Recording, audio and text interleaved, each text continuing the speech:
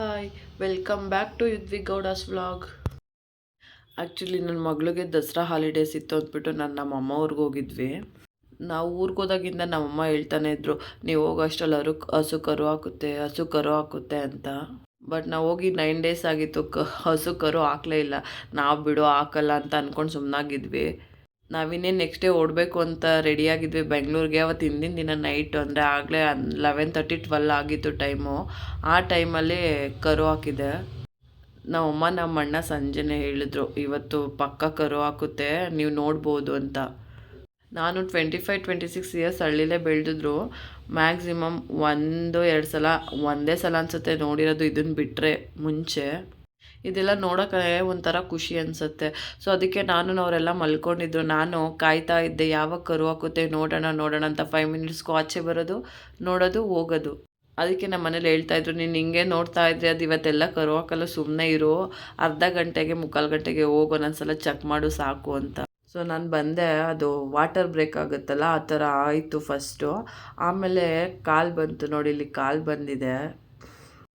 ಅದು ಪಾಪ ಆಚೆ ಹಾಕೋಕ್ಕೆ ಪ್ರೆಷರ್ ಆಗ್ತಾನೇ ಇತ್ತು. ಕರು ದಪ್ಪ ಇರುತ್ತಲ್ಲ.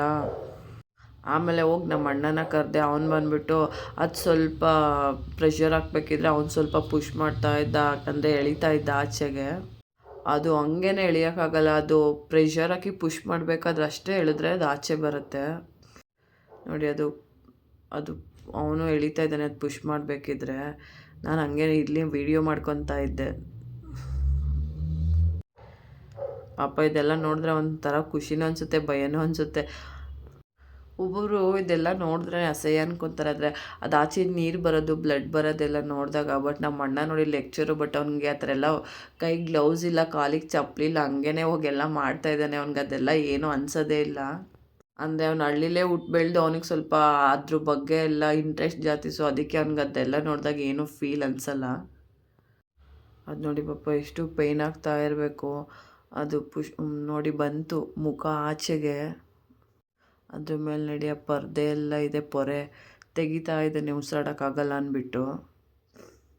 ಹಂಗೆ ಅದು ಸ್ವಲ್ಪ ಪುಷ್ ಮಾಡಿದ ತಕ್ಷಣ ಫುಲ್ಲು ಆಚೆನೇ ಎಳೆದ್ಬಿಟ್ಟ. ನೋಡಿ ಹೆಂಗಿದೆ ಕರು. ಅವನು ಸ್ವಲ್ಪ ಆಚೆ ತೆಗೆದ್ಬಿಟ್ಟು, ಅದು ಮುಖದ ಮೇಲೆ ಅದು ಪೊರೆ ಎಲ್ಲ ಇರುತ್ತಲ್ಲ ನೋಡಿ, ಅದು ಜಲ್ ಥರ, ಅದನ್ನೆಲ್ಲ ಇದು ಮಾಡ್ತಾಯಿದ್ದ, ತೆಗಿತಾ ಇದ್ದ, ಕ್ಲೀನ್ ಮಾಡ್ತಾಯಿದ್ದ. ಅಷ್ಟರಲ್ಲಿ ಹಸು ತಿರುಗಿಬಿಟ್ಟು ಅದು ನೆಕ್ಕದಕ್ಕೆ ಬರ್ತಾಯಿತ್ತು. ಅವನು ಮುಖದ ಮೇಲೆ ಅಂದರೆ ಉಸಿರಾಡೋಕೆ ಈಸಿಯಾಗಲಿ ಅಂತ ಅದೆಲ್ಲ ತೆಗ್ದ. ಆಮೇಲೆ ಹಸುನೇ ನೀಟಾಗೆಲ್ಲ ನೆಕ್ಬಿಟ್ಟು ಕ್ಲೀನ್ ಮಾಡಿಬಿಡ್ತು ಕರುನ. ಎಷ್ಟೊತ್ತಾದ್ರೂ ಅರ್ಧ ಮುಕ್ಕಾಲು ಗಂಟೆ ಅದು ಹಂಗೆ ನೆಕ್ತಾನೇ ಇತ್ತು ಕರುನ, ಬಿಡ್ತಾನೇ ಇರಲಿಲ್ಲ. ಫುಲ್ಲು ಕ್ಲೀನಾಗಿ ಅದ್ರ ಮೇಲಿರೋ ತೇವನ್ನೆಲ್ಲ ಕ್ಲೀನಾಗಿ ಡ್ರೈ ಮಾಡ್ತು. ನೋಡಿ ಹೆಂಗೆ ಮಾಡ್ತಾಯಿದೆ.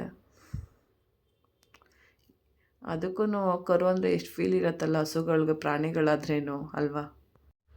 ಅದಾದಮೇಲೆ ಇಲ್ಲಿ ನೋಡಿ, ಅದು ವೇಸ್ಟ್ ಬರುತ್ತಲ್ಲ ಡೆಲಿವರಿ ಆದಮೇಲೆ, ಅಂದರೆ ನಮ್ಮ ಕಡೆ ಸತ್ತೆ ಅಂತ ಹೇಳ್ತಾರೆ, ನಿಮ್ಮ ಕಡೆ ಏನು ಹೇಳ್ತಾರೋ ಗೊತ್ತಿಲ್ಲ, ಕಮೆಂಟ್ ಮಾಡಿ.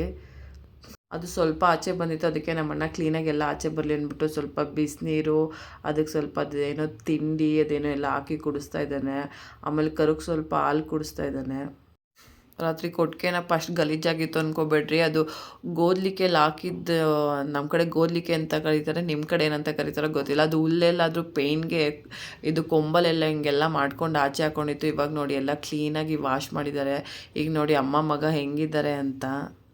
ಯಾರೆಲ್ಲ ವೀಡಿಯೋ ನೋಡ್ತಿರೋ ಸಬ್ಸ್ಕ್ರೈಬ್ ಮಾಡ್ಕೊಂಡು ನೋಡಿ.